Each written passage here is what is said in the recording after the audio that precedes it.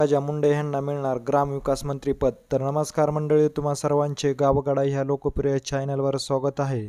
मुख्यमंत्री देवेंद्र फडणवीस यांच्या राज्य मंत्रिमंडळामध्ये पुन्हा एकदा बीड जिल्ह्यासाठी मंत्रिपदाची लॉटरी लागणार असून ग्रामविकास मंत्रिपदासाठी पंकजा मुंडे यांची वर्णी लागणार असल्याची माहिती आता समोर येत आहे.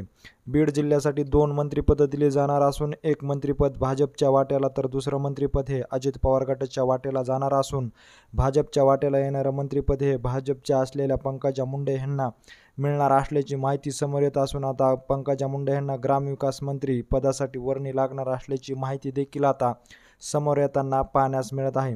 देवेंद्र फडणवीस यांनी मुख्यमंत्रीपदाची शपथ घेतल्यानंतर आता त्यांच्या मुख्यमंत्रीपदाच्या कारभारामध्ये मंत्रिपद कुणाकुणाला दिलं जाणार याची देखील जोरदार चर्चा होताना पाहण्यास मिळत असून आता अखेर पंकजा मुंडे यांना ग्रामविकास मंत्रीपद दिले जाणार असल्याची माहिती देखील समोर येत आहे. त्यामुळे आता पंकजा मुंडे यांना ग्रामविकास मंत्री पदाची लॉटरी लागणार असल्याची माहिती समोर येत आहे.